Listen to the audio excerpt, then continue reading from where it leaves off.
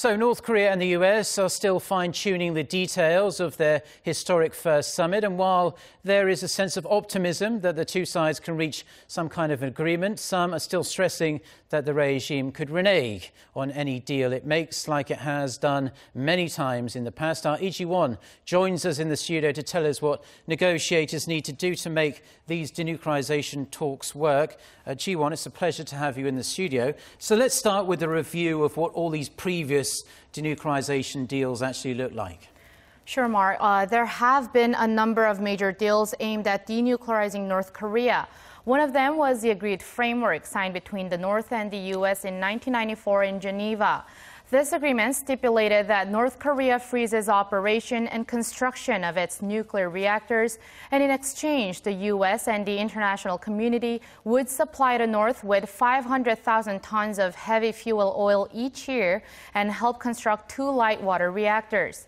The deal didn't work out, and there were other agreements, including the September 19th joint statement between the members of the 6-party talks. Here, the North promised to abandon all its nuclear weapons and existing programs, and the other parties, in a later session, promised to provide aid and take steps towards the normalization of relations with the United States and Japan. Now, despite such efforts, we're still here talking about North Korea's denuclearization, and different experts point to different reasons for why the agreements were not successful.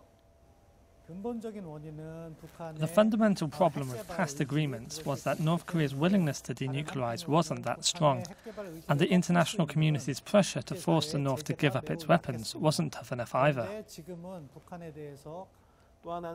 The North and the U.S. didn't see eye to eye during the crafting of the agreements. While the U.S. did offer a security guarantee and a peace treaty as its ultimate reward to the North, it didn't specify how, and the North couldn't see concrete rewards for its steps toward denuclearization. The two sides also had different standards on verification, so sometimes the U.S. would require more inspections.